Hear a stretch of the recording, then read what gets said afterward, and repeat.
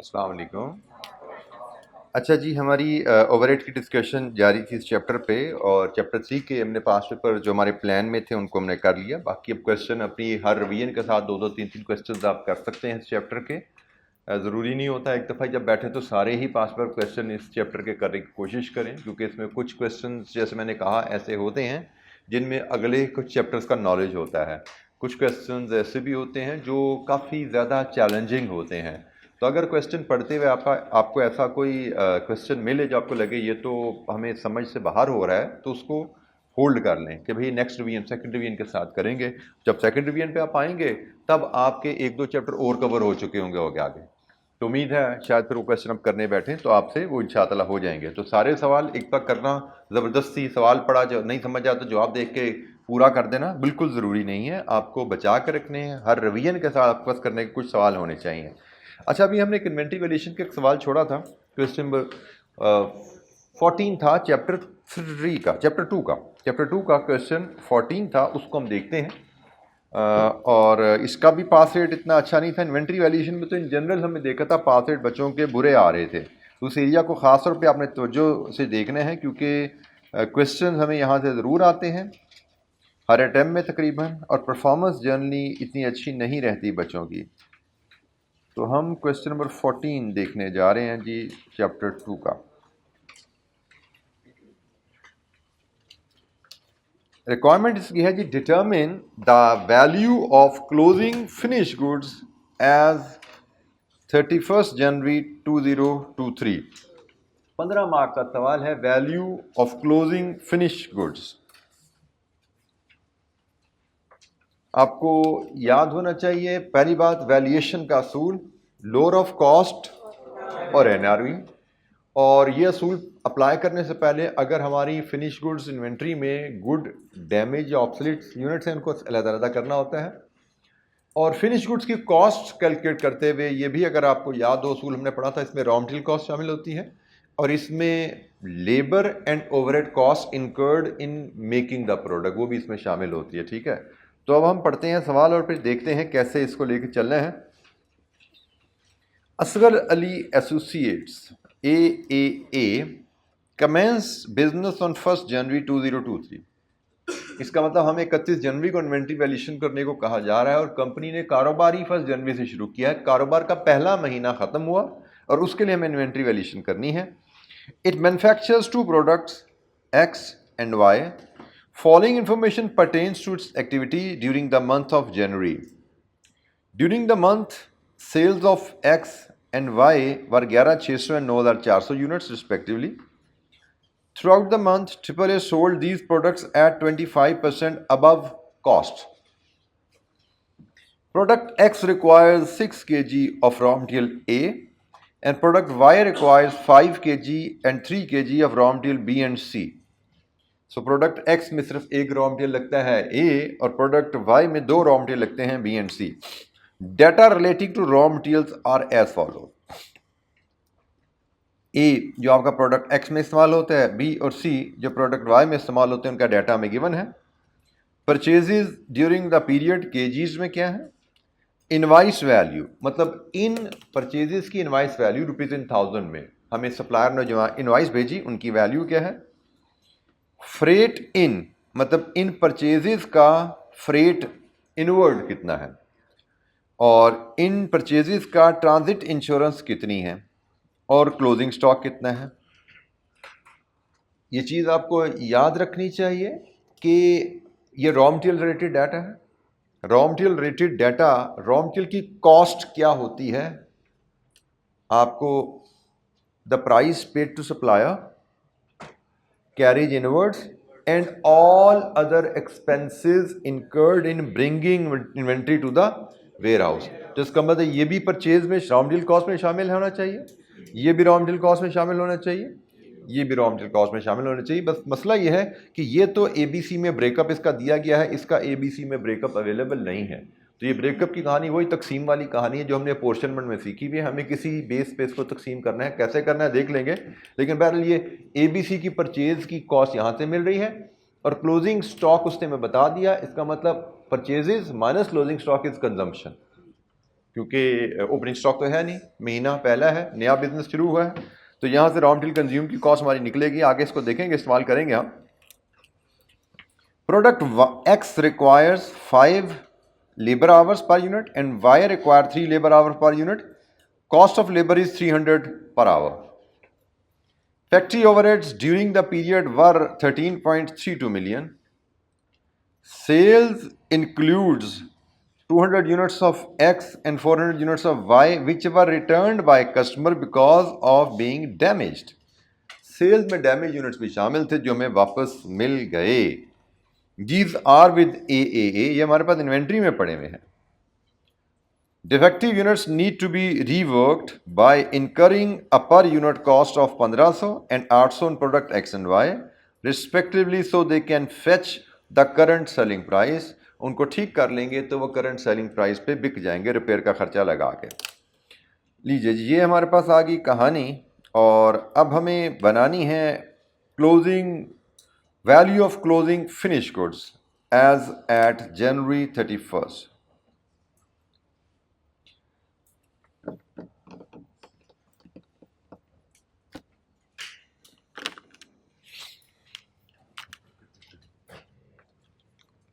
दो कौन सी प्रोडक्ट्स हैं हमारे पास जी? X and Y. तो अगर मैं फॉर्मेट बनाऊं तो हम क्या करते हैं कि प्रोडक्ट का एक कॉलम होता है, फिर उसके यूनिट्स आते हैं, फिर उसकी कॉस्ट आती है, फिर उसकी एनआरवी आती है, और फिर कॉस्ट और एनआरवी व्हिचएवर इज लोअर पे यूनिट्स वैल्यू हो जाते हैं। तो यहाँ पे हम लेंगे प्रोडक्ट्स, यहाँ पे लेंगे इनके यूनिट्स, यहाँ पे लाएंगे कॉस्ट पर यूनिट, यहाँ पे हम लाएंगे एनआरवी पर यूनिट, और फिर यहाँ पे वैल्यू ले लेंगे एट लोअर ऑफ कॉस्ट और एनआरवी। प्रोडक्ट्स हैं दो, इनके हमारे पास यकीनन गुड यूनिट्स भी हैं और डिफेक्टिव यूनिट्स भी हैं। इसी तरह वाई के भी हमारे पास गुड यूनिट्स भी हैं और डिफेक्टिव यूनिट्स भी हैं। हमने इस टेबल को पॉपुलेट करते हुए यहाँ पे पहुँचना है। ये है जी वैल्यू ऑफ फिनिश गुड्स जो हमसे मांगी गई है। ये फॉर्मेट फेमिलियर है, कोई नया नहीं हमारे लिए, ऐसे ही है जी। वैल्यूएशन ऑफ इन्वेंट्री के लिए ये फॉर्मेट हम पहले भी कई दफ़ा इस्तेमाल कर चुके हैं, तो इसी फॉर्मेट पे हमने इस क्वेश्चन को भी हल करना है। डैमेज यूनिट्स या डिफेक्टिव यूनिट्स, तो डिफेक्टिव यूनिट्स पे तो हमें कुछ कैलकुलेशन की ज़रूरत है नहीं, वो हमें उसने बताए हुए हैं कितने यूनिट्स हैं।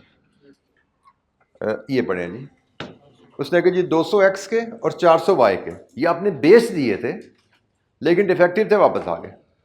आपके पास इन्वेंट्री में पड़े हुए हैं 200 यूनिट्स x के, 400 यूनिट्स y के।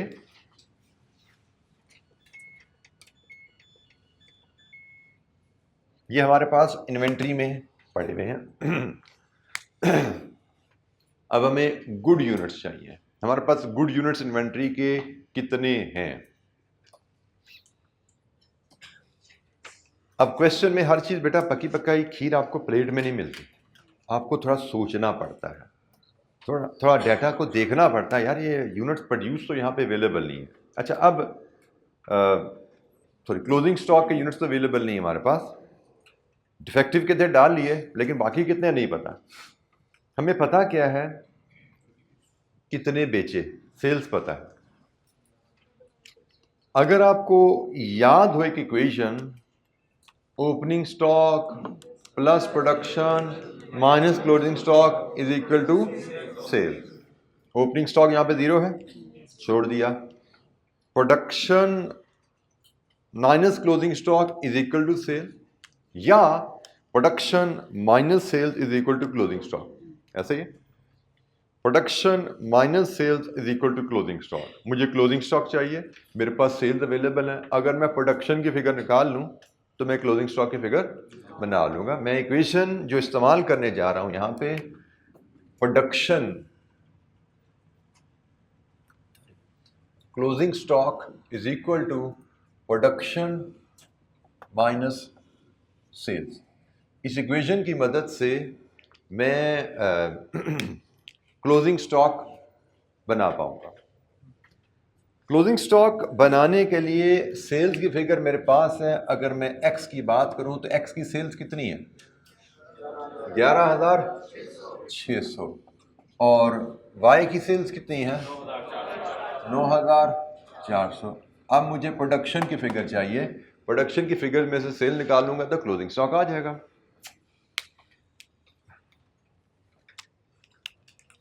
कितने यूनिट्स मैंने बनाए जनवरी के महीने में? अच्छा, मुझे ये तो नहीं बताया गया मैंने कितने यूनिट्स बनाए, लेकिन मैंने कितना रॉ मटेरियल इस्तेमाल किया ये पता मुझे। कैसे? रॉ मटेरियल कितना इस्तेमाल किया ये पता है। ए की अगर मैं बात करूं, और ए रॉ मटेरियल किस प्रोडक्ट में इस्तेमाल होता है? एक्स में। और एक यूनिट में कितना लगता है? प्रोडक्शन निकलेगी कैसे? Raw material consume divided with 6। मतलब 6 किलो इस्तेमाल होता है तो 1 यूनिट बनता है, 12 किलो इस्तेमाल हुआ तो 2 यूनिट बनते हैं। तो यहां पे तो इस्तेमाल हो रहा है 96,000 केजी। तो 96,000 केजी अगर रॉ मटेरियल इस्तेमाल हुआ है तो कितने यूनिट्स बने होंगे? 16,000। बिल्कुल ठीक हो गया जी। तो मेरे पास यहां पे 1,32,000 माइनस 36,000 तकसीम 6, ये मेरी प्रोडक्शन है, ये मेरी सेल्स है। तो क्लोजिंग स्टॉक बता दो। 4,400 यूनिट्स। और यही काम हम यहाँ पे वाई के लिए भी कर सकते हैं, लेकिन वाई में मेरे पास दो ऑप्शन है। मैं बेशक बी से ले लूं या सी से ले लूं, क्योंकि वाई बनाने में बी भी इस्तेमाल हो रहा है 5 केजी, सी भी इस्तेमाल हो रहा है 3 केजी। तो वाई की वर्किंग हम बी और सी दोनों से कर सकते हैं। जैसे बी को लेके करें, बी इस्तेमाल हो रहा है 90 minus 20, 90 minus 20 divide with 5, 14,000 minus 9,400, sorry 4,600 units. Alternatively हम इसको सी के डाटा से भी हल कर सकते थे। सी का raw material 50 minus 8, 50,000 minus 8,000 over 3, it should give the same 14,000 minus this. तो हम दोनों में से कोई एक ले लें, दोनों दिखाने जरूरी नहीं है भाई, ठीक है? तो हम ऐसे ले लें, ऐसे ले लें, यूनिट्स आ गए। अब ये जी मेरे पास क्लोजिंग स्टॉक आ गया। एक्स के 4,400 और वाई के 4,600।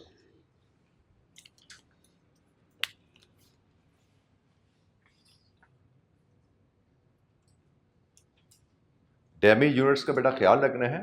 डैमेज यूनिट्स मेरे इसमें से निकले, डैमेज यूनिट्स मेरे इसमें से निकले, जो मैंने बेच दिए थे उनमें से वापस आए। दोबारा सुनो, इतने यूनिट्स मैंने बनाए, इन्हें बेच दी, इतने बेचे, ये बाकी मेरे पास पड़े हुए हैं, ये पड़े हुए हैं। जो बेचे थे उनमें से डिफेक्टिव वापस आ गए। इतने बनाए, ये बेच दिए, ये मेरे पास पड़े हुए हैं, ये मेरे पास पड़े हुए हैं। जो बेचे थे उनमें से डिफेक्टिव वापस आ गए, ठीक है? मूवमेंट इन्वेंट्री की जरा ट्रेल बनाइए। ऐसा नहीं कि मैंने 4,400 में से 200 निकाल के यहाँ 4,200 लिखने हैं, ऐसा नहीं है। 4,600 में से 400 निकाल के यहाँ 4,200 लिखने हैं। ये जो यूनिट डिफेक्टिव है ये सेल्स में से वापस आ रहे हैं। फिनिश गुड्स, गुड यूनिट मेरे पास ये पड़े हुए हैं। लीजिए जी, हमने वर्किंग वन से यूनिट्स डिटरमिन कर लिए, ये हमारी वर्किंग वन बन गई।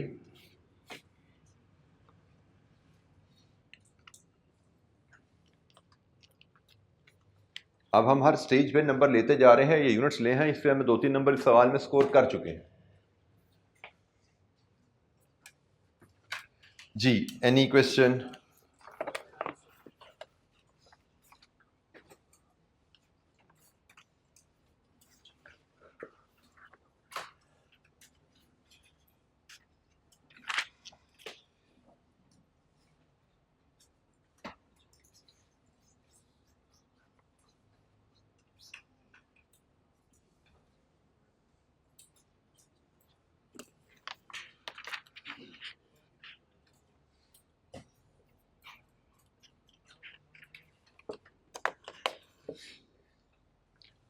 अच्छा जी, अब हम चलते हैं कॉस्ट की तरफ।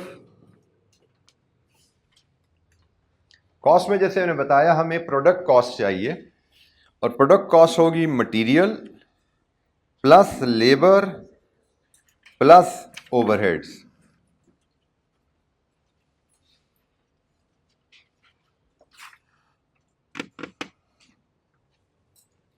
हमारी दो प्रोडक्ट्स हैं, इन दोनों की हमें कॉस्ट पर यूनिट बनानी है, तो हम उसके लिए working two, cost per unit के लिए हम वर्किंग टू बनाते हैं। मैं यहाँ पे वर्किंग टू ले आता हूँ। एक्स एंड वाई, दो प्रोडक्ट्स, इनके लिए मुझे रॉ मटेरियल कॉस्ट लेनी है, इनके लिए मुझे डायरेक्ट लेबर की कॉस्ट लेनी है और ओवरहेड्स की कॉस्ट लेनी है। ये जिन मेरी कॉस्ट पर यूनिट यहाँ पे बन जाएगी, जो मैंने इधर प्लेस कर देनी है एक्स और वाई में। डिफेक्टिव यूनिट्स की कॉस्ट और गुड यूनिट की कॉस्ट सेम होती है।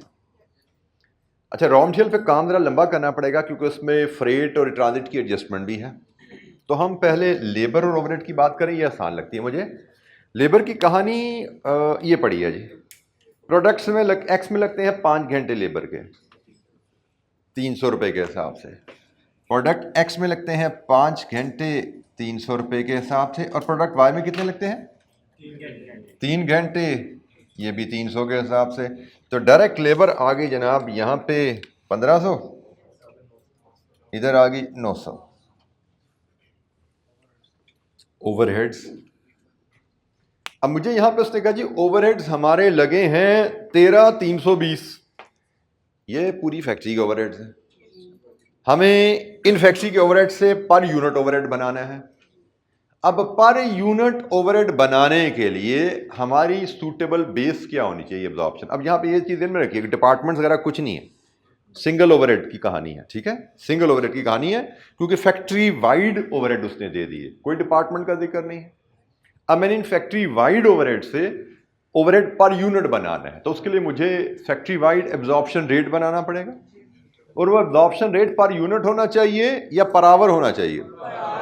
पर आवर होना चाहिए, क्योंकि कंपनी एक से ज़्यादा प्रोडक्ट बना रही है, कंपनी एक से ज़्यादा प्रोडक्ट बना रही है और उसमें आवर्स फ़र्क लग रहे हैं, एक्स में 5 लगते हैं, वाई में 3 लगते हैं, तो मुझे overhead absorption rate per hour लेना है, और उसको फिर 3 से मल्टीप्लाई करेंगे, एक्स की कॉस्ट आ जाएगी, 5 से मल्टीप्लाई करेंगे एक्स की आएगी, 3 से मल्टीप्लाई करेंगे वाई की आएगी, ठीक है जी। तो मैं ओवरहेड एब्जॉर्प्शन रेट के लिए working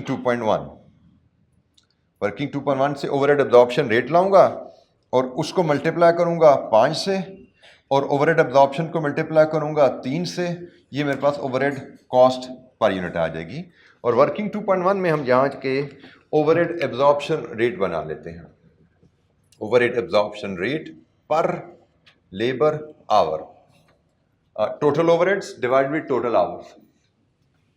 total overhead 13,320,000, total hours, total hours भाई जितने यूनिट्स बनाए उन पे लगेंगे ना। यहाँ पे कितने बनाए थे? 16,000 ज़रब 5, और वाई के कितने बनाए थे?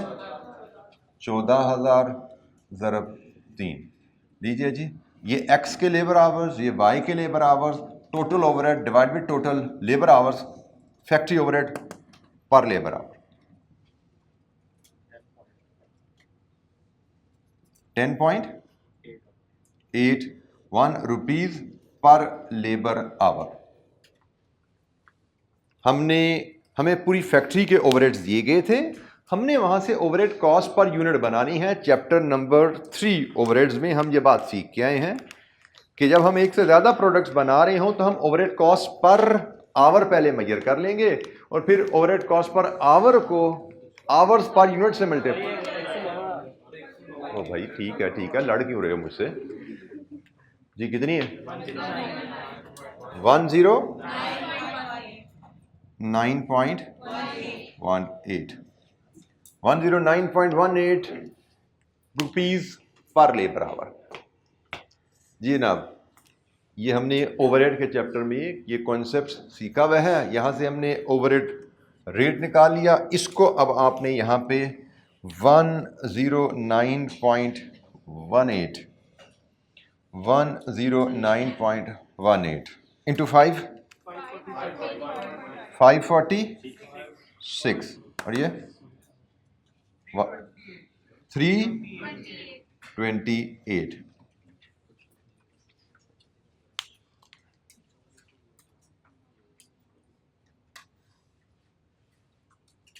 अच्छा बेटा, यहाँ पे मैं आपको एक सवाल करने की अप्रोच जो मैं यहाँ पे इस्तेमाल कर रहा हूँ, मैं इस पर तवज्जो दिला दूँ।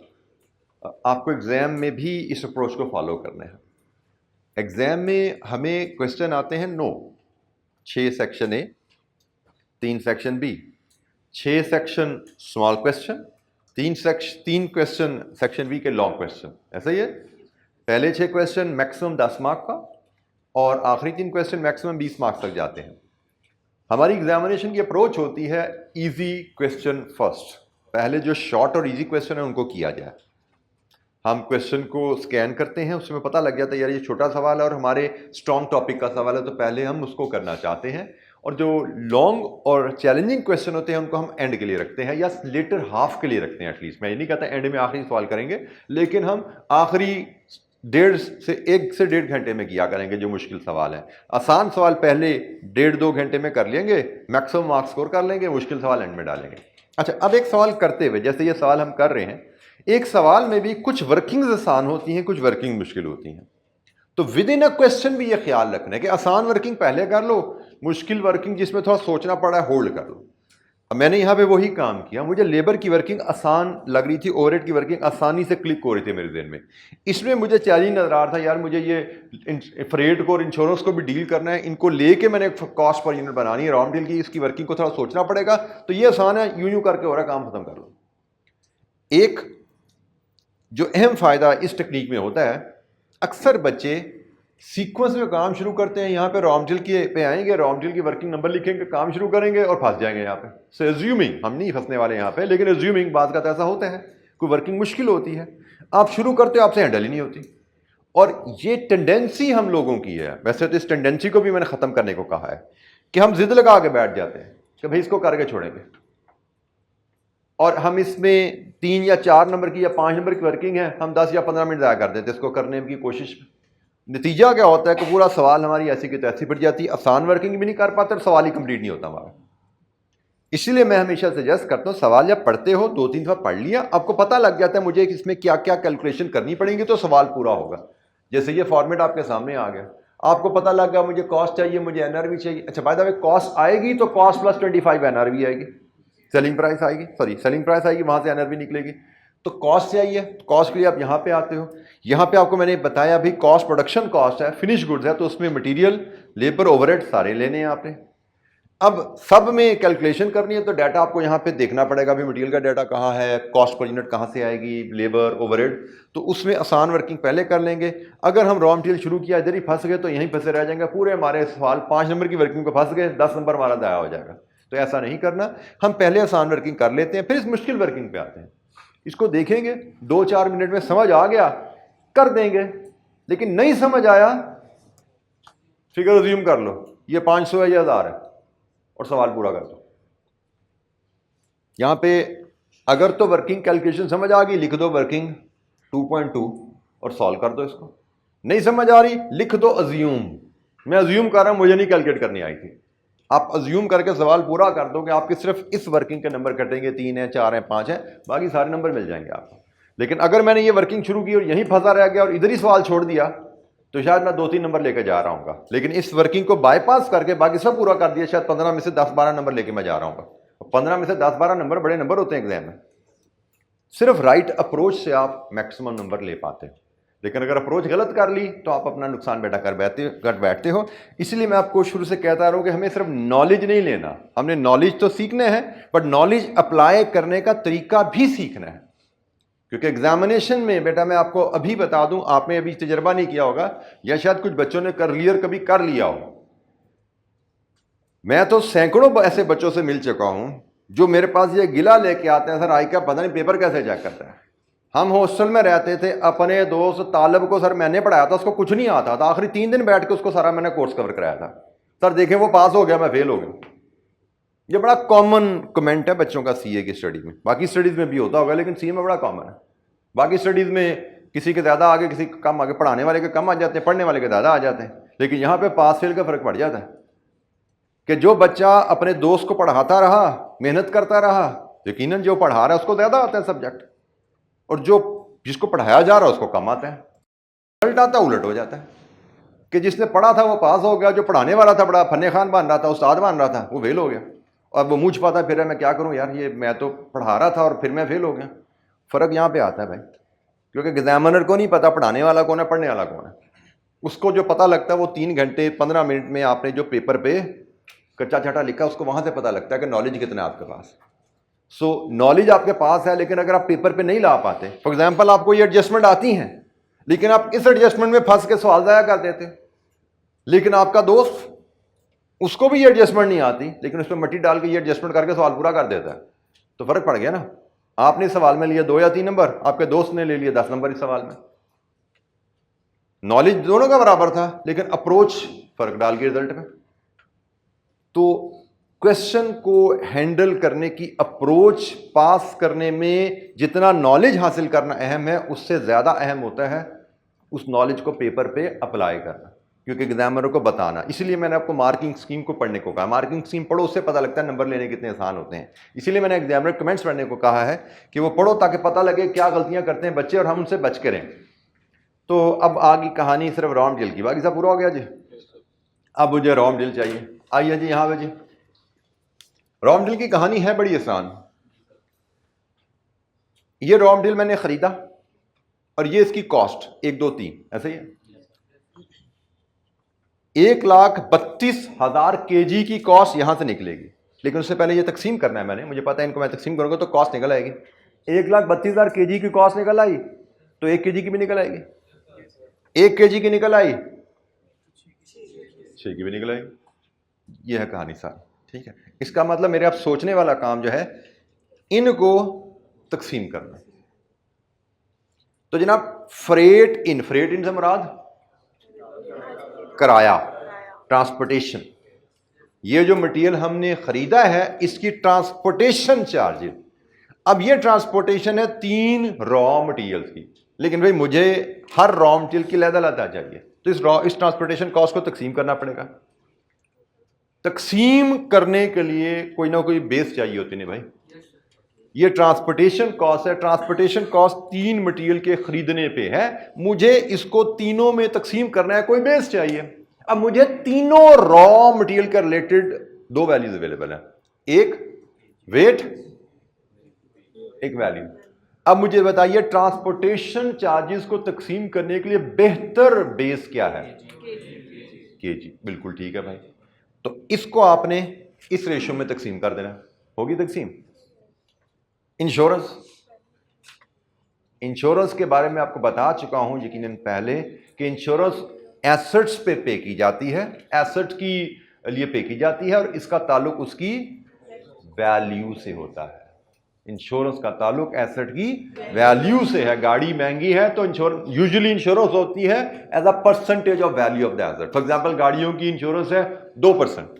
अब आपने 1 करोड़ की गाड़ी ली तो सालाना 2 लाख, आपने 50 लाख की गाड़ी ली तो सालाना 1 लाख। तो जनाब हमने इंश्योरेंस को भी तकसीम करना है, तो इंश्योरेंस इन ट्रांजिट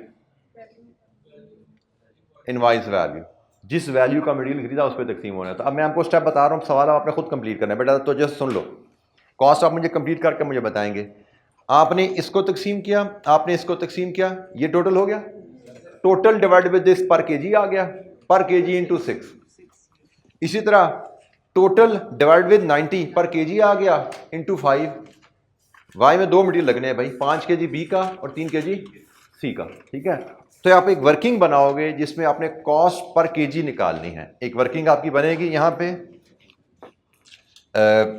वर्किंग 2.2 बनाओगे जिसमें आपने कॉस्ट पर केजी निकालनी है ए की कॉस्ट पर केजी इंटू 6 करोगे, एक कहानी होगी। आपने कॉस्ट पर केजी निकालनी है बी की, दैट इंटू 5 करोगे, प्लस कॉस्ट पर केजी सी की होगी, दिस इंटू 3 करोगे। तो ये आपकी एक्स वाई की कॉस्ट आ जाएगी। ये आपकी एक्स की मटेरियल कॉस्ट पर यूनिट है और ये आपकी वाई की मटेरियल कॉस्ट पर यूनिट है, ठीक है जी। आपको वर्किंग 2.2 से कॉस्ट पर केजी लानी है,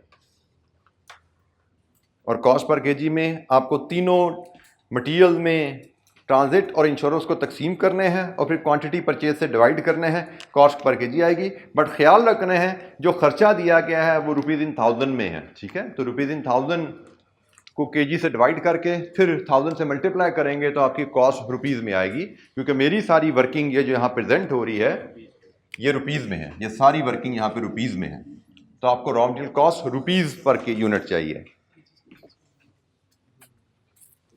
फटाफट रजिस्टर खोलें, कैलकुलेशन सोचिए और प्रेजेंट कीजिए। मैंने गाइडलाइन एक्सप्लेनेशन सारी आपको दे दी है, उसके मुताबिक डाटा को अरेंज कीजिए, प्रेजेंट कीजिए।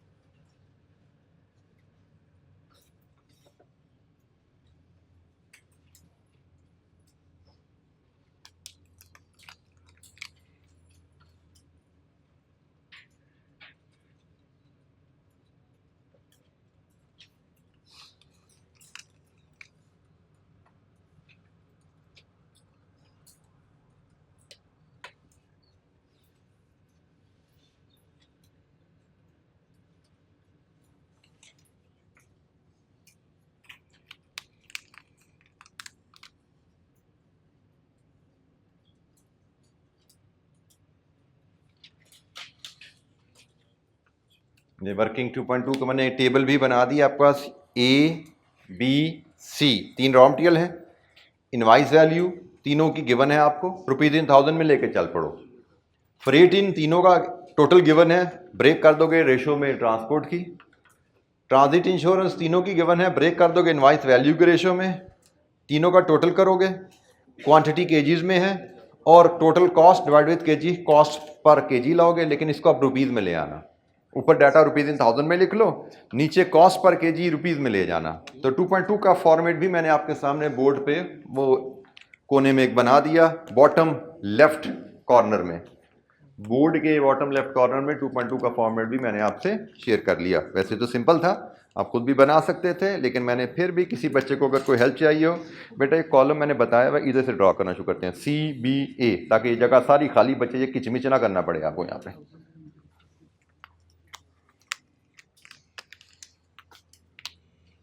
यहाँ पे मैंने टेबल के ऊपर लिख दिया है, ये सारी वैल्यू रुपीज इन थाउजेंड में चल रही है, और जहाँ पे रुपीज में वैल्यू लानी है मैंने रुपीज में लिख दिया।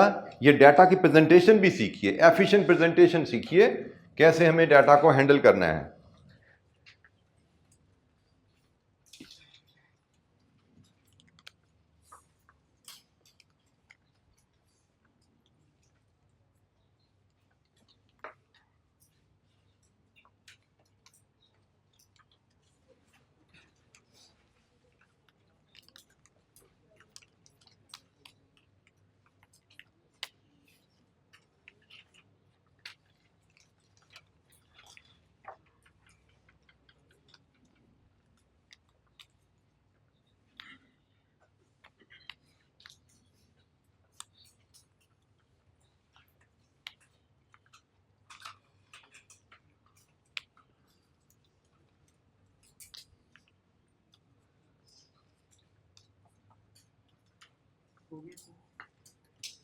गुड। तो मुझे पहले ये टोटल रॉ मटेरियल कॉस्ट बताएं, क्या लाए आप यहाँ पे? ए का 64944 6963400 और कॉस्ट पर केजी रुपीस में यहाँ बताएं। 190 492 574.4 698। ये जी मेरे पास रॉ मटेरियल कॉस्ट आ गई है और इसको मुझे यहाँ फीड करने हैं। ए 492, बी 574.4 और सी 698। तो एक्स की यहाँ से raw material cost per unit कितनी आई? 2952 और वाई की 4966। कॉस्ट पर बिल्कुल रुपीस में आ गई। और ये कॉस्ट पर यूनिट टोटल कितनी बन गई? ना बेटा, 2900 जमा 1500 जमा 500 2000 कैसे हो सकता है? अच्छा, सी की बता रहा है मैंने, सी की भी वैसे 2000 नहीं बन रहा, ये 5, ये गलत है। ठीक है, ये ठीक है। तो 2000 सी का कैसे बना रहा है? ये बन रहा है 4998 और ये बन रही है 6194।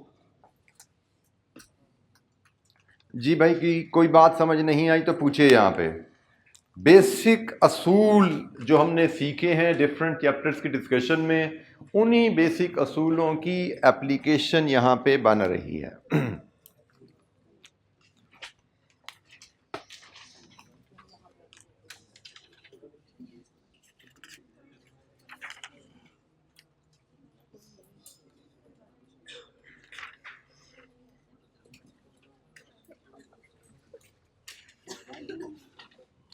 कॉस्ट पर यूनिट हमारे पास आ गई है एक्स की 4998 और वाई की 6194।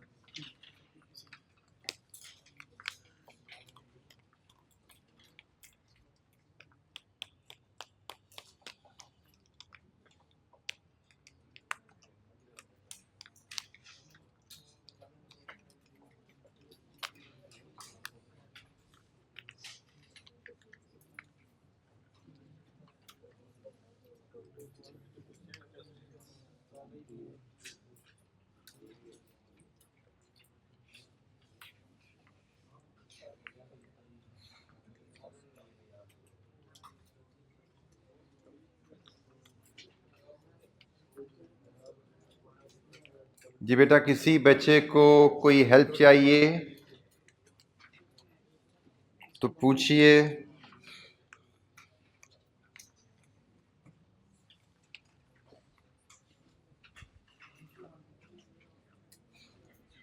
हमने फ्रेट इनको केजीज की बेस पे तकसीम किया और ट्रांजिट इंश्योरेंस को हमने इनवाइस वैल्यू की बेस पे तकसीम किया। अब देखिए, एग्जामिनर ने हमें बताया नहीं है कि इनको तकसीम करो। अब यही है हमारा नॉलेज जो हमारे पास होना चाहिए, जो हमने, मैं अगर बताऊं ना ये हमने किस बेसिस पे किया, तो वो बेसिस मैं आपको इधर से अपनी स्लाइड से रिलेट करके बताता हूं। ये पैरा पढ़ा था ना कभी आपने, इंट्रो में भी पढ़ा था, यहाँ पे भी पढ़ाया था मैंने आपको। किसकी बेसिस पे मैंने वो तकसीम किया कि इसमें क्या लिखा हुआ है? रॉ मटेरियल की जो कॉस्ट होती है उसमें प्राइस पेड टू सप्लायर शामिल होती है, कॉस्ट ऑफ, अगर ड्यूटीज हैं इंपोर्ट की वो शामिल हैं, टैक्सेस हैं जो नॉन फंडेबल वो शामिल हैं, ट्रांसपोर्ट शामिल है, handling and other cost directly attributable to purchase of goods. तो ट्रांसपोर्ट में आपकी ट्रांजिट आ गई और ट्रांसपोर्ट में आपकी फ्रेटिंग आ गया और अदर कॉस्ट में ट्रांजिट इंश्योरेंस आ गई कि भाई ट्रांजिट इंश्योरेंस क्या है, सप्लायर के गोदाम से आपके गोदाम के दौरान ट्रांसपोर्ट के दौरान इंश्योरेंस। तो ट्रांसपोर्ट के दौरान इंश्योरेंस है वो भी आपकी directly attributable to purchase of goods. तो ये जो पैरा हमने कभी पढ़ा था, इस पैरा की बेसिस पे हमें पता लगता है कि हमें रॉ मटेरियल कॉस्ट को कैसे डील करना है। इस पैरा की बेसिस पे हमने इस कॉस्ट को तकसीम करने का फैसला किया। अच्छा, यहाँ पे हो सकता था, एक बात याद रखिए, यहाँ पे हो सकता था वो रिफंडेबल टैक्सेस भी डाल देता, वो नहीं लेने थे, ठीक है ना। यहाँ पे हो सकते हैं वो अपनी कोई स्टोर की गोदाम में हैंडलिंग चार्जेस डाल देता, अनलोडिंग नहीं, हैंडलिंग चार्जेस। अनलोडिंग है तो तकसीम करने हैं, हैंडलिंग है तो तकसीम नहीं करने, क्योंकि परचेज रॉ मटेरियल कॉस्ट में गोदाम पे पहुंचाने तक का खर्चा आना है। जब गोदाम में अनलोड हो गया माल, उसके आगे का खर्चा रॉ मटेरियल कॉस्ट में शामिल नहीं होगा, ठीक है। तो ये अब आपने उस पैरा को आपने पढ़ा होगा बार बार, तो चीजें ज़हन में रहेंगी, क्या चीजें शामिल करनी है, क्या चीजें शामिल नहीं करनी। ऐसा नहीं उसने जो चीज दे दी सब कुछ सोचे समझे बगैर शामिल कर देंगे। हमने वो पैरा पढ़ा है, उसमें हमें गाइडलाइन दी गई है क्या क्या चीजें रॉ मटेरियल कॉस्ट में जाती हैं, क्या क्या नहीं जाती, उसके मुताबिक हमने इसको हल किया। जी, एनी क्वेश्चन? अच्छा जी, अब हम पहुंच गए कॉस्ट पे, अब रहेगी कहानी एनआरवी की। तो एनआरवी गुड यूनिट्स की तो बड़ी सिंपल है, कॉस्ट प्लस 25। तो मैं यहीं पे अगर इसकी वर्किंग, चले हम बना देते हैं वर्किंग, इसकी वर्किंग 3 बना लेते हैं, हम इसकी वर्किंग 3 बना लेते हैं, वहां पे एनआरवी शो कर देते हैं।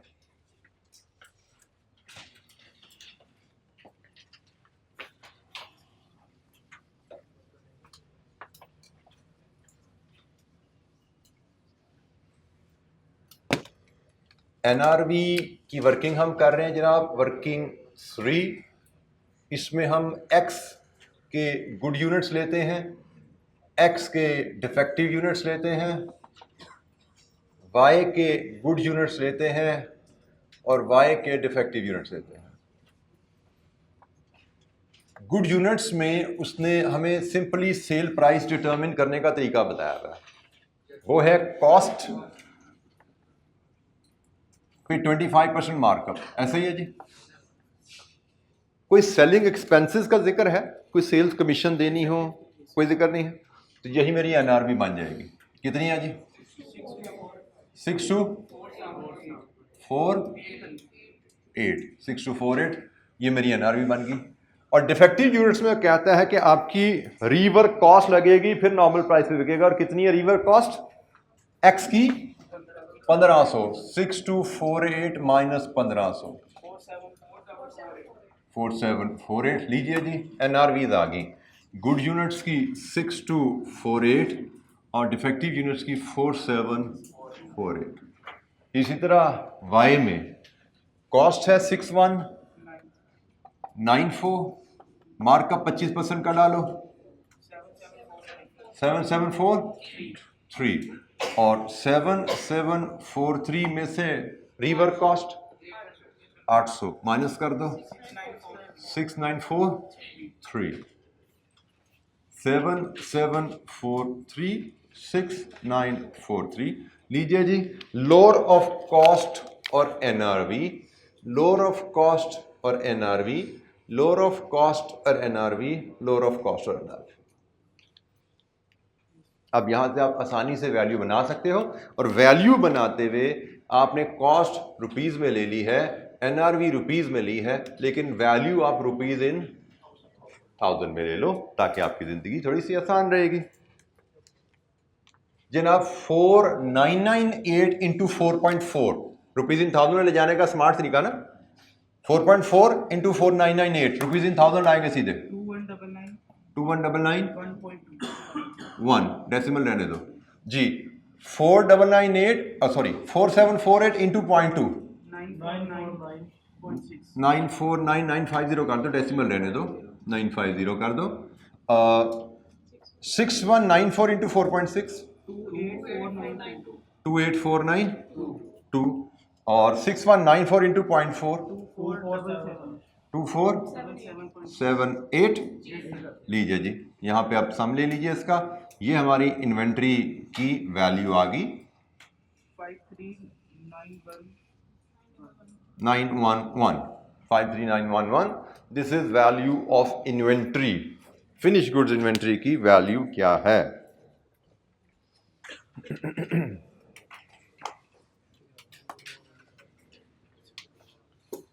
इसका पास रेट 15% था। अब मार्किंग स्कीम पर नजर डालते हैं, 15% वाली इसमें क्या बात थी?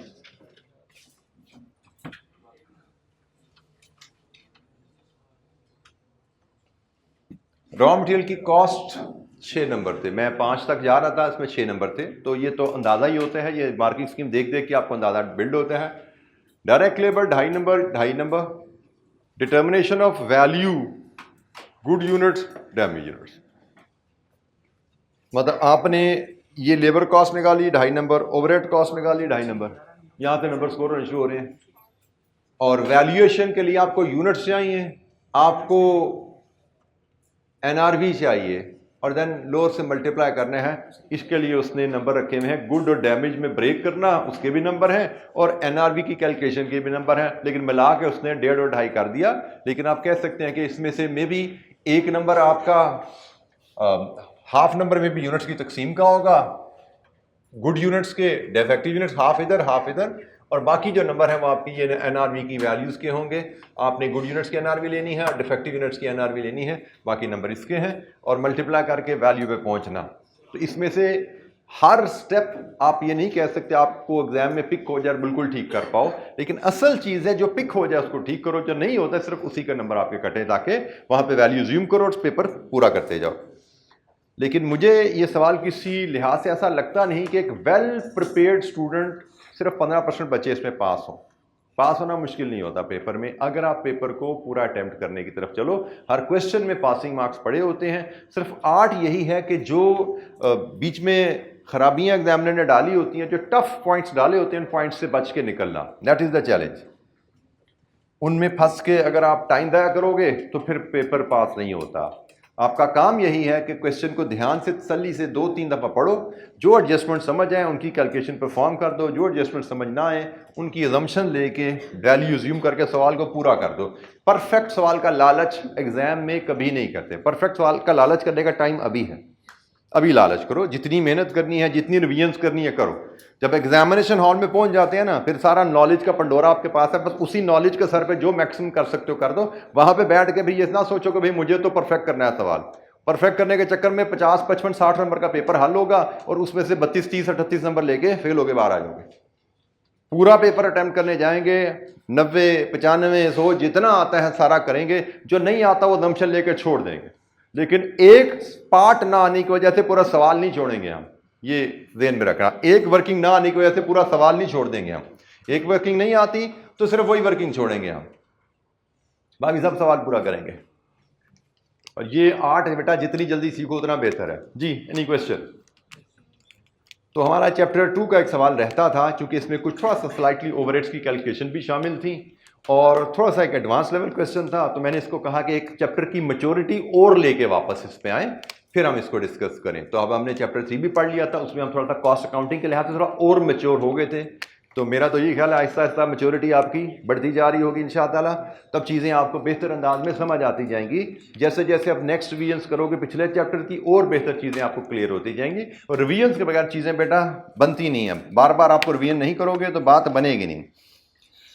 अच्छा जी, हमारा नेक्स्ट चैप्टर हम शुरू तो नहीं अभी कर रहे, सिर्फ मैं आपको उसकी सिग्निफिकेंस बता देता हूँ। बता तो मैं पहले ही चुका हूँ, ये ओवरहेड का चैप्टर है और इसका पास्ट पेपर मैं ऑलरेडी डिस्कस कर चुका हूँ आपके साथ एनालिसिस ओवरहेड में, बल्कि मैं वहीं पे ले जाता हूँ ओवरहेड के चैप्टर में। इसका पास्ट पेपर पे अगर नज़र दिलवा दूँ आपकी,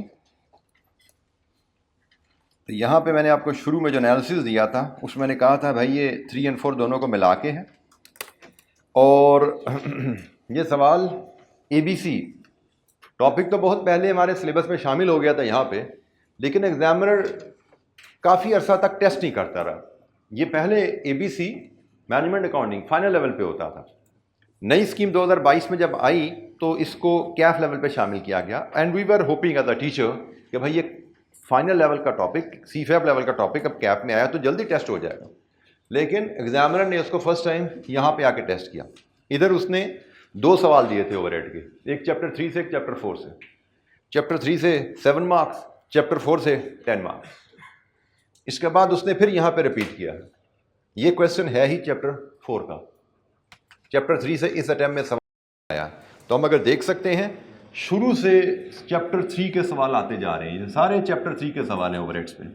ये मिसिंग था और एक अब ये मिसिंग आया चैप्टर 3। लेकिन चैप्टर 4 पे एग्जामिनर ने नजर करम यहाँ से आके डालनी शुरू की है।